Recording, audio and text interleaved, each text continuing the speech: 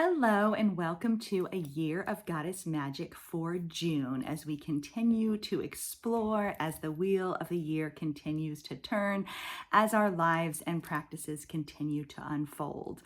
Our theme for this month is protect, and the goddess we are honoring is Tanit. And we're going to share a little bit more about Tanit later, as well as the new goddesses that we have created to honor her this month. But first, let's go ahead and take a deep breath and really allow yourself to settle in. Call your spirit into this time and this place. Settle yourself into your body. Feel your feet on this earth. Feel your breath in your chest.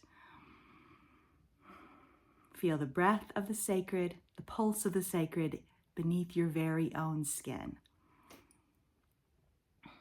And then take a moment to cast your attention outward at the learnings and lessons that your landscape holds for you this month. What is happening in the world around you? What is happening in the landscape around you? What are you learning right where you are? So this month we step across the threshold into summer and to all that bright, flourishing buzziness of summer. For some of us, summer can actually be a little bit slower paced. There's regular commitments that end. For people who teach, there's the break. For people whose kids are in school, the kids are at home.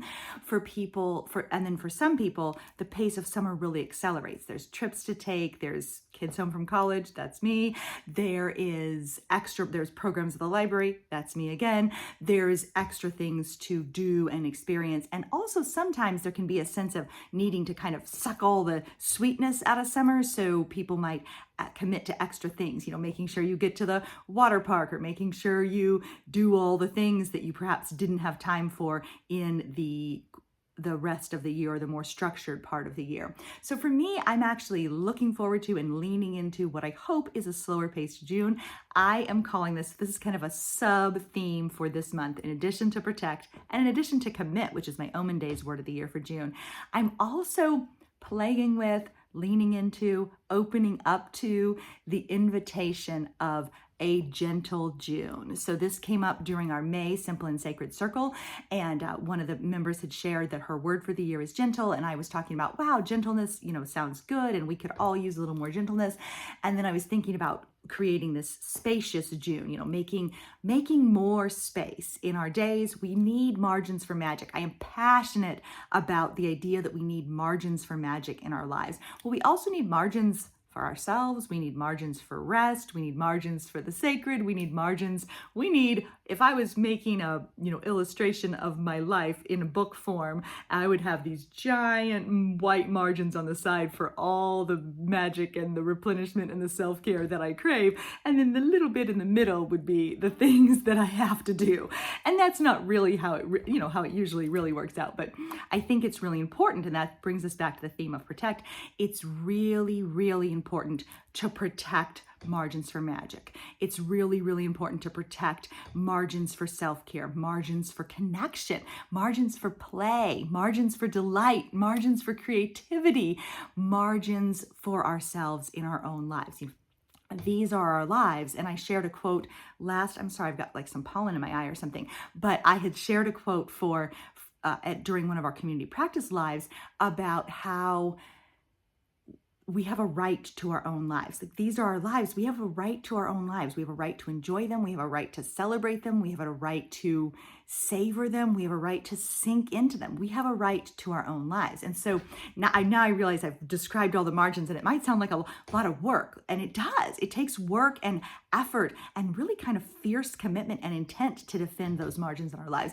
But so the margins are not meant to be confining or constricting, but just for us to be mindful of how much white space we're leaving in our days. How much space are we leaving on the edges of our lives to fill with everything that we crave, and to really have space to experience. Because when we don't have space, it's difficult to make room for things that nourish us, such as creativity, such as spiritual practice, such as stepping into the sacred, such as laughing with our families. It can be difficult if we don't have that white space built in. So anyway, protect margins for magic. The other thing I'm thinking of when it comes to protect is protecting our energy, protecting our attention, protecting protecting ourselves wisely. We can feel very diffuse and permeable, and there's a lot that asks for our attention, and there's a lot that we need to pay attention to. And at the same time, we need to protect our energy. Otherwise, it will leak away in 1,000 ways. It will leak away in 1,000 ways, which brings me to a quote. I was going to share this a little later, but I'm going to share it right now because it connects so specifically to that. And this is a quote from Robin Sharma. And you can take this quote. So I find this quote a helpful reminder. I think you could experience it in kind of a self-accusatory way. So please don't take it in a self-accusatory way. Please take it in the mindful encouragement way. From Robin Sharma, your days are your life in miniature. As you live your hours, so you create your years. As you live your days, so you craft your life. Small choices lead to giant consequences over time. There's no such thing as an unimportant day. There's no such thing as an unimportant day. And so in terms of protection, we need to protect our days, our lives in miniature. And as we live our hours, so we create our years. As we live our days, so we craft life. So we need to protect space in those lives to be what it is we want, to live, how we want to feel, how we want to experience our lives, because this is it. We're crafting this life, and it might as well make us smile. It might as well be full of joy. It might as well be full of magic. And so that was the quote I wanted to share. But now bringing us back into that transition into summer, the brightness of summer, the energy of summer. I have a reading. I have to laugh. So this is my Year of Goddess Magic book. It is getting pretty unwieldy and very fat right now. And so this poem is from the Year of Goddess Magic book as we step into June. We are here. We have arrived into a time of the year's exuberance. We honor and celebrate what is thriving, what is abundant and flourishing.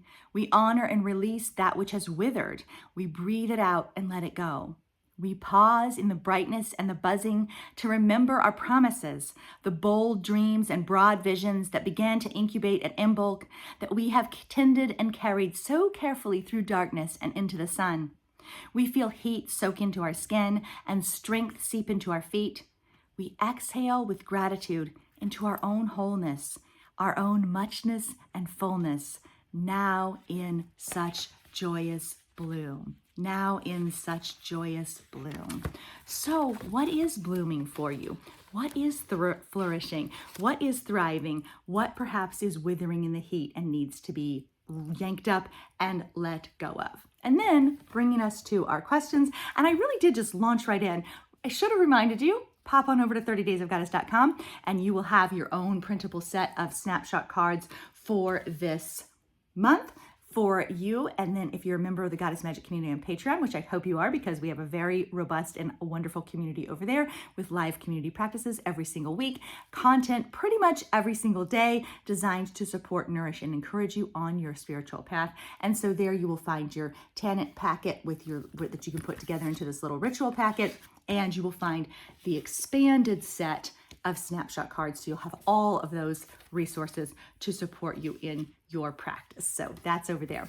But in the meantime, and then 30daysofgoddesses.com is the resources for everybody. So there's lots of free printables for every single month, sampler packet, printable snapshot cards, etc. And then we also have a live monthly circle. So let's go ahead and draw our attention to the questions for this month with our theme of protect, which is what needs protection? What do you feel like needs protection? And it could be, as I said, protecting your time, protecting your energy, protecting your joy, protecting your margins for magic, but it can also be a cause, a people,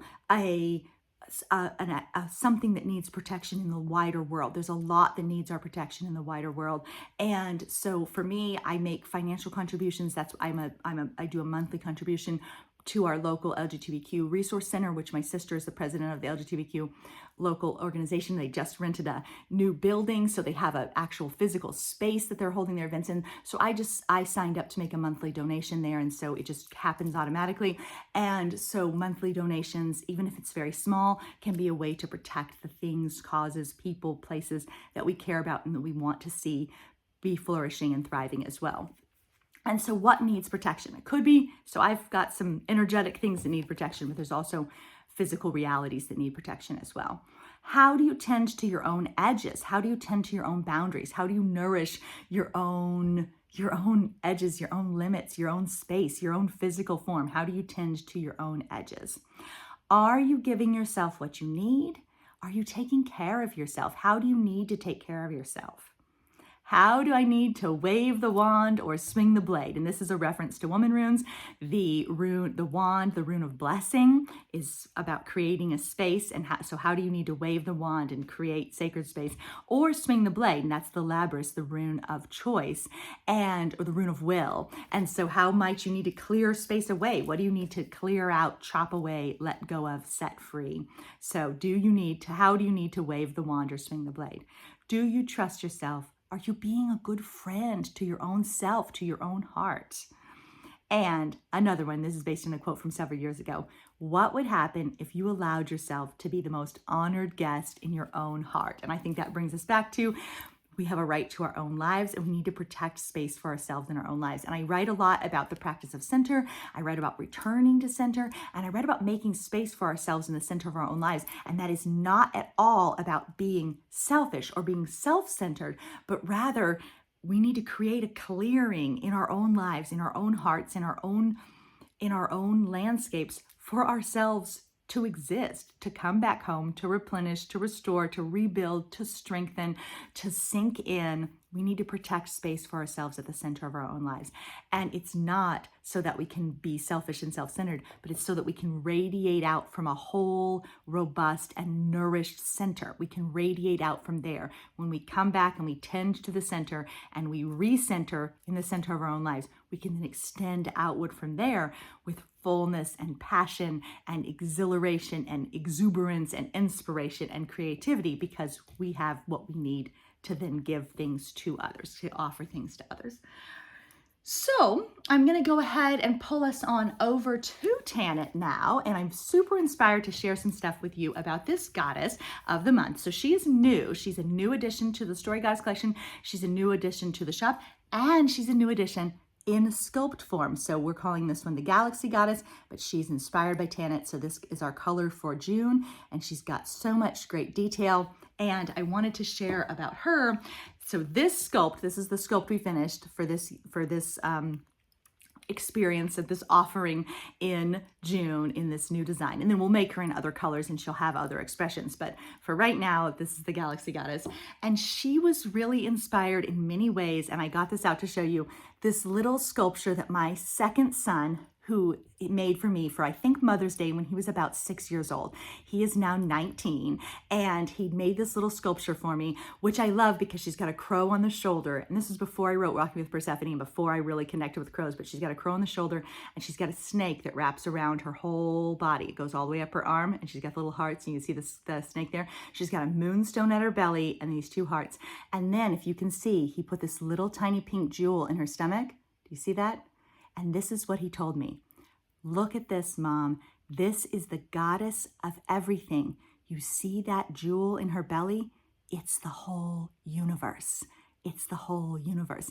And I loved his little 6-year-old conception, is that the whole universe can fit into the belly of the goddess. And we know that the universe is infinite and extends on forever. So if the whole universe can fit into the belly of the goddess, whoa, this just blows cosmology wide open, and it opens the door to just endless spaciousness, endless expansiveness, endless possibility, endless magic, because the whole universe actually could be as small as this jewel in the belly of the goddess and as broad as infinity. So I just love that. I want to share that with you. And so that's really what the new sculpt represents as well. Like this right here, that's the whole universe in her belly. So wanted to share that sweet little moment and sharing with you. And then I'm going to go ahead and share a little bit about Tanit. I'll read her poem later in our weekly ritual videos, but she was inspired. We were looking for a new goddess to add to the shop this year, and I have this African goddess oracle deck, and we looked through to find inspiration for goddesses to create, and we found Tanit in this one. And so here's the little card with her with all the stars and all the expansiveness, and this book associates Tanit with pleasure. And so that connects for me to protection, protecting space for pleasure, protecting space for joy, protecting space for delight, but also to the concept of gentle June. Like, what would allow you to savor this month?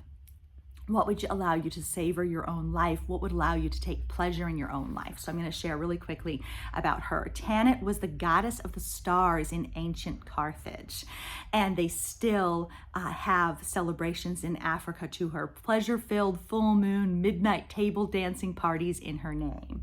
And so here's Tanit's guidance. You are thirsty for more pleasure.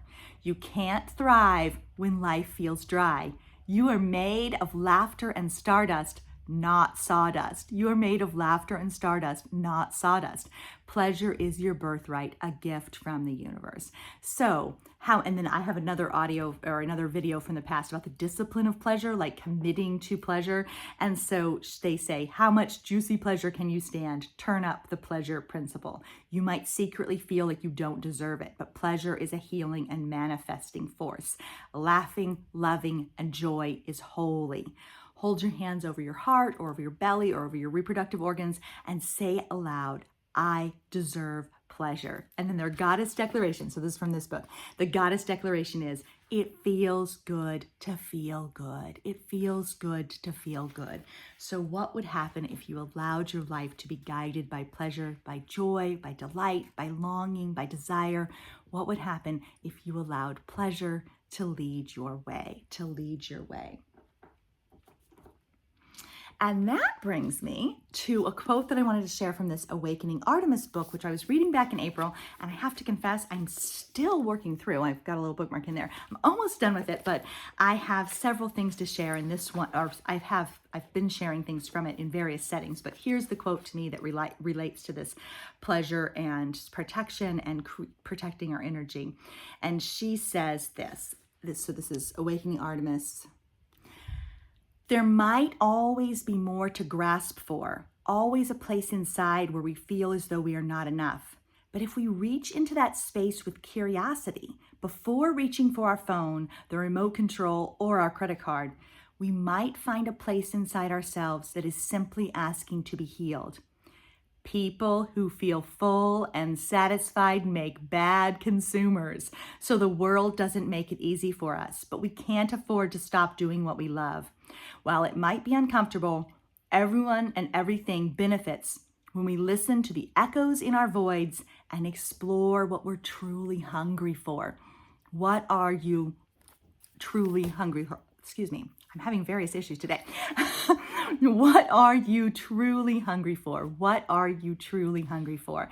And the part of this I super loved is that people who feel full and satisfied make bad consumers. So people who feel full and satisfied make bad consumers. So what do you need to feel full and satisfied? What do you need to protect in your life so that you can feel so that you feel full and satisfied, that you have what you need, that you are nourished in your fullness and your wholeness and your muchness? And so that is so many good things to think about there. And this brings us back to Tanit and the size of the universe. If we have this much space in the belly of the goddess. This is a quote from Shekinah Mountain Water, and this is from Ariadne's thread. For centuries, women have been denied personal space as well as sacred space. Truly, one little spot in the vastness of the universe is not too much to ask. So protect your energy, protect your space. Protect space for yourself at the center of your own life. Protect space for pleasure and space for joy and space for delight. One little spot in the vastness of the universe is not too much to ask. You do have a right to your own life. And so we're going to go ahead and close now with one of our practice cards. And I'm going to go with this one to close us out today from the snapshot card. So you may wish to put a hand on your heart and a hand on your belly. Take a deep breath. Call yourself in. Allow yourself to sense your energy. Does it feel like it's leaking out? Does it feel full and satisfied? Does it feel centered in your core, in your heart, in your belly, in your feet, where does it feel centered? Does it feel in need of something? Does it feel rooted, grounded, connected, strong, vibrant, alive? How does your energy feel? How are you protecting it? Settle in and just listen. There's no shame and no blame in the temple of the ordinary. So just listen to what you hear. You don't have to fix it all. You don't have to make it all better. Listen to what you hear and call yourself back to the center of your own living wholeness, your own living experience, your own living truth, your own living muchness and fullness. And here's the prayer. Here we are, marvelous in our complexity and possibility. Let us keep our eyes open. Let us steep in the miracle. To be alive together is a wonder. Let us not squander this gift. Let us lift up our joys. Let us refuse to surrender them. Let us refuse to sink into apathy or despair. Let us remain bold and shining, alive with purpose and devotion. Let us tend to and trust the current of the sacred that runs beneath our lives. We belong here. We can do what we can together to heal and to change, to help and to give, to protect and to listen. We are sparks of the infinite, and we keep the light shining. We are sparks of the infinite, and we keep the light shining. Thank you so much for being here. Keep living your magic, everybody. Bye-bye.